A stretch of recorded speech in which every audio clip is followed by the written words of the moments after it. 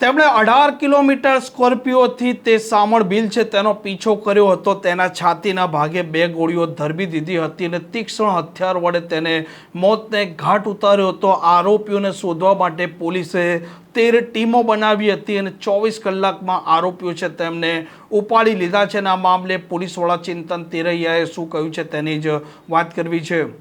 વૈષ્ણવજન તો તેને કહીએ જે પીડ પરાઈ જાનાને રે।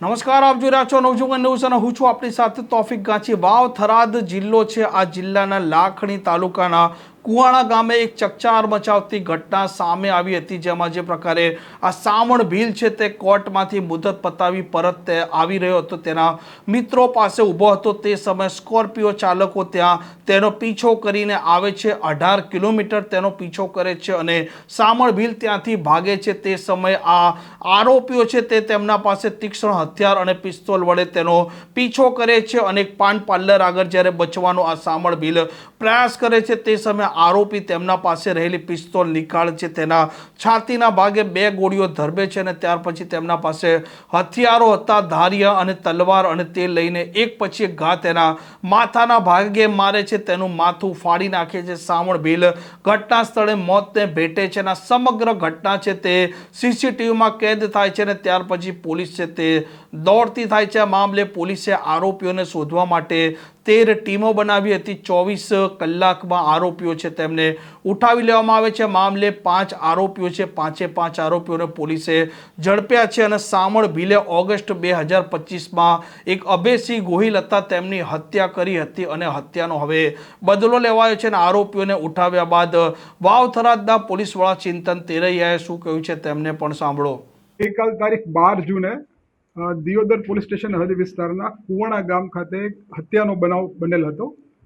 આ હત્યાના બનાવને વાવ થરાદ જિલ્લા પોલીસ દ્વારા શરૂઆતથી જ ખૂબ ગંભીરતાથી લઈ અને તાત્કાલિક કાર્યવાહી કરેલ હતી।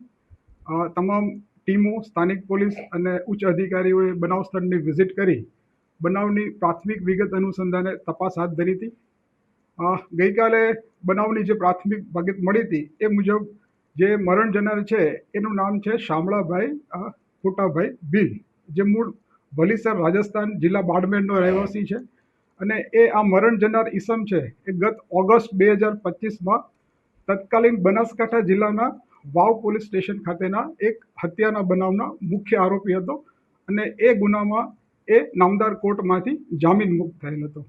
આ ઈસમની હત્યામાં જે પ્રાથમિક સીસીટીવી ફૂટેજ આધારે જે માહિતી મળી હતી એ માહિતી મુજબ ગુનામાં સંડોવાયેલા મુખ્ય 3 આરોપીઓ કે જે સીસીટીવી ફૂટેજમાં પણ જોઈ શકાય છે એ તમે 3 આરોપીઓમાં કિરણભાઈ સુજાજી ગોહિલ, બીજા છે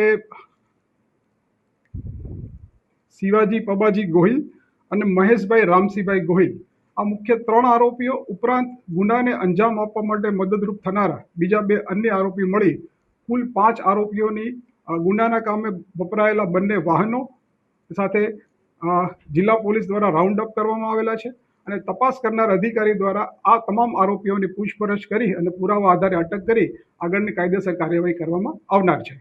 સાહેબ, હત્યા પાછળનું કારણ શું હતું અને કેટલા આરોપીઓ કેટલા સમયથી રેકી કરી રહ્યા હતા? આ હાલમાં જે મરણ જનાર વ્યક્તિ છે એ આશરે લગભગ એપ્રિલ 2026થી જામીન મુક્ત થયેલા હતા, એટલે લગભગ 2-1 મહિનાથી આ લોકો પૂર્વ તૈયારી કરેલ હોવાનું પ્રાથમિક વિગતે જાણવા મળેલ છે અને હત્યાનું મુખ્ય કારણ કે જે આ મરણ જનાર વ્યક્તિ છે એ અગાઉ પોતે હત્યાના ગુનામાં સંડોવાયેલ હોય અને એ દાજ રાખી અને આ ગુનાને અંજામ આપેલ હોવાનું પ્રાથમિક દ્રષ્ટિએ જણાઈ આવેલ છે। હાલ જે આરોપીઓની અટકાયત કરાઈ છે એ ગુનાહિત ઇતિહાસ ધરાવે છે કે કેમ? હાલના જે 5 આરોપીઓ છે એ પૈકી માત્ર એક જે કિરણ સુજાજી ગોહિલ છે એના વિરુદ્ધ એક 324 આઈપીસી 324 મુજબનો વર્ષ 2022માં ગુનો નોંધાયેલ છે। અન્યથા પકડાયેલા કોઈ પણ આરોપીઓનો ગુનાહિત ઇતિહાસ અત્યારની સ્થિતિએ નથી।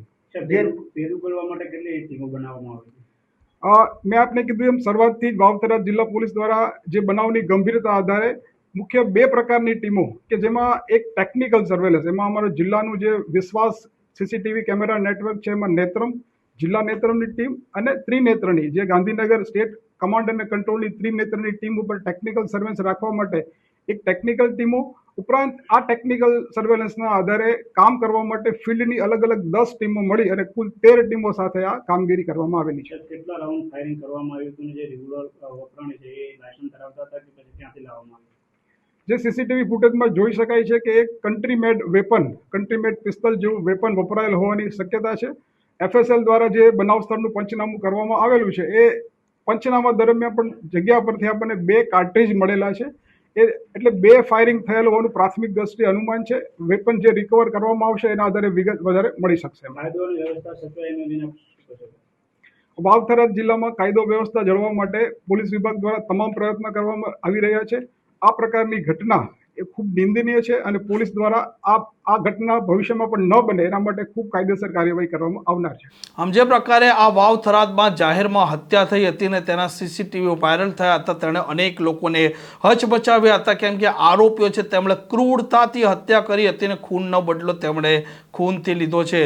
આ પ્રકારની ક્રાઇમ સ્ટોરી માટે નવજીવન ન્યૂઝ ચેનલ સાથે જોડાયેલા રહો. નમસ્કાર.